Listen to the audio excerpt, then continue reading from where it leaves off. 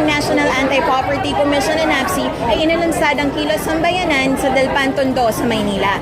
Dito ay itatampok ang iba't ibang programa at proyekto ng pamahalaan para matugunan ang mga pangunahing pangangailangan ng mga Pilipino at para maibsan ang kahirapan sa Pilipinas.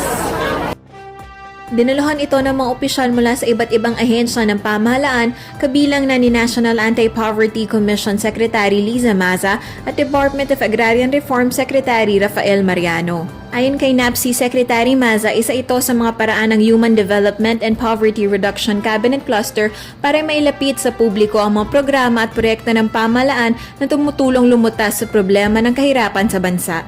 Ay maaari po silang mag-request lang po kayo at kami po ay malugod na pupunta sa komunidad ninyo para ipaalam sa inyo ang mga programa na ito. Pwede po kayong mag-request sa Action Center, pwede rin po sa NAPSI at doon po sa mga ahensya sa ilalim ng Human Development and Poverty Reduction Cabinet Cluster.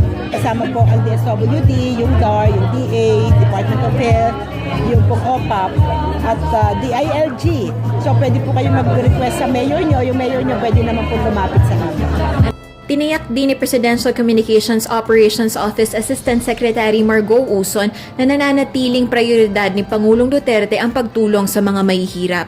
Siyempre po, andyan yung gustong pag-uwi na ni Pangulo yung procurement bidding process para mapabilis yung pagkakaroon halimbawa ng mga kagamitan sa ospital natin. Yun yung problema ng ng ating gobyerno, di ba? Bawat ahensya, katulad ng DOH, kailangan ng MRI, CT scan, hindi naibigay lahat yun. Hindi kaagad magkaroon ng mga ganong high-tech na mga machine. Ang gusto ni Pangulo ay mabago yung sistema na yun. Kaya inaasahan po natin na sana mangyari na yun. At bilang mga unang benepisyaryo ng Kilos Sambayanan, naging malaki ang pasasalamat ng mga residente ng Dalpan para sa inisyatibong ito. Mabuti, kasi siyempre nakatulong din sa amin dito. Saka marami ko tulungan Bisa lang kasi nangyayari ito. Malaki po yung pasasalamat ko kasi po dumating po sila sa barangay namin. Kahit kabilang po sa kabataan, nilukas po nila kami sa kaalaman about sa ibang sektor po. Kaya laking pasasalamat po. Dahil alam na po namin kung ano yung malalapitan namin mga sektor kung sakasakali po. Sana po mabigyan ng concern yung ibang pangangailangan ng kabataan. Katulad ng edukasyon, tsaka drugs po, yung mga marijuana po. Kasi po, typical na po ngayon yan kahit dito po sa lugar namin. Tsaka early pregnancy po.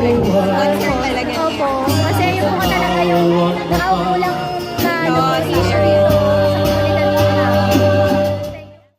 Para sa karagdagang impormasyon, bisitahin ang aming social media accounts o ang aming website www.pia.gov.ph.